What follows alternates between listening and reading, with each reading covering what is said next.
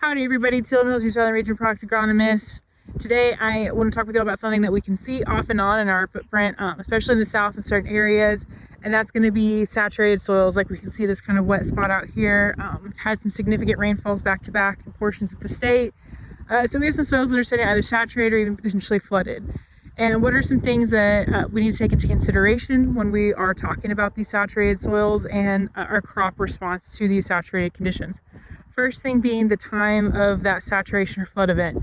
Usually if water comes and gets off of that field within that 12 to 24 hour period, you're going to be okay. We get a couple days of some sunshine, pretty much a lower crop response risk. But if we get situations where maybe we have a flood event or we have multiple rain events back to back, so we're setting potentially, multiple days, 2, 3, maybe even sometimes 5 days or more of saturated or flooded conditions, that's when we really need to get out and start evaluating our crop health after that flood water, after those saturated conditions resolve themselves, because we can see a lot greater risk of crop response in those conditions as well.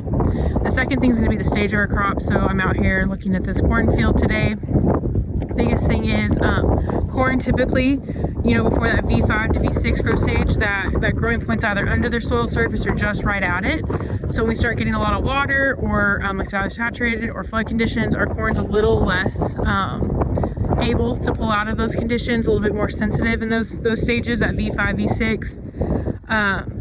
We can also see, especially when we're kind of this early on at this smaller stage, these corn roots, if they set too waterlogged for too long in anaerobic conditions, those roots don't develop as well early season. So we'll see some, if we get late season drought, those roots aren't necessarily as robust because they had kind of that shallower water table early on. And then soybeans, typically the vegetative stages, we're going to be less sensitive to those flood impacts or those saturated soil conditions right after planting than our reproductive stages. So with essentially soybeans, as long as you're vegetative, you're going to be a little better off than when we start getting more towards those reproductive stages.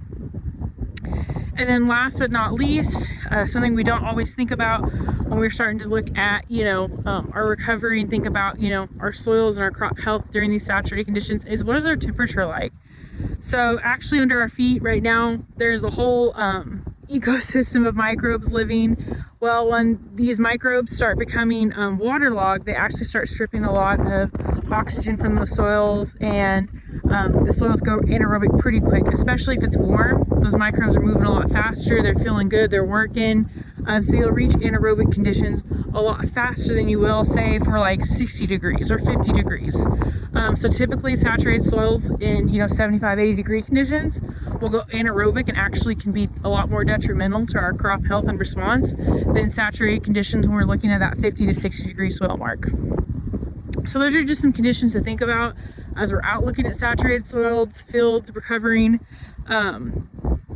What can we do to manage this? Well, the biggest thing is we want to give our crops 3 to 5 days after these saturated or flood conditions go off. 1, it's going to be easier for you to actually get out in your field and walk around. 2, just like other crop stress events like hail, anything like that, you want to see if you're getting new growth in. So you can see on these plants here, we're getting new growth coming in, so that's always a good sign. Same thing with your soybeans, you want to see those new trifoliates coming in as well. So anytime you start seeing new growth, the plants are going to pull out of it, you're going to recover fine. When we're looking at plants that maybe before that 3 to 5 day mark, you'll want to dig them up and you'll want to see, if you can't see any green growth, is any of this down here, or roots down below here, are they brown, are they soft, are they rotted, is it all nice and firm and cream? Typically if it's firm, it's kind of that cream color, green color, we're going to be fine. If you start seeing a lot of soft, mushy spots, that your crop's probably taking a turn for the worst. And then another thing to always think about, we don't want to add any additional stress to these crops that have been under these saturated or flooded conditions. So kind of maybe avoid some sort of burner in that tank, or a lot of times we throw crop oils in there to help with some efficacy of stuff. If you can give that crop just a few more days to recover, kind of reset itself, not go out there and burn off whatever foliage it's trying to recover with, that's always a good tip. And then last but not least, something we need to think about is potential nitrogen losses, right? We already talked about those corn roots being a little stunted in these kind of early season wet conditions. Well, in early season wet anaerobic conditions too, our soybeans may not nodulate, right? So that bacteria may not form and infect that root like we're used to seeing with those nodules. So we may need to actually get out and do some tissue sampling too for crop recovery and understand where our actual fertility is kind of sitting at. And keep in mind, I mean, if you have a bunch of water come on the field and then come off, you know, there's probably a good portion of your nitrogen that's lost in that runoff with the water. And then, like I said, also your nitrogen leaching further down into the soil profile. If it leaches down too far, remember, you know, those corn roots are stunted. We could just see a lot more issues with nitrogen. So like I said, after it comes off, give it a few days, let it recover before you put any sort of burning chemical out, whether that's an herbicide, insecticide, fungicide, anything that can cause a crop speckling response. And also get out and start looking at your field for, you know, is it greening back up? Is it maybe staying a little yellower? Maybe pull some tissue tests and start thinking about maybe doing some supplemental nitrogen.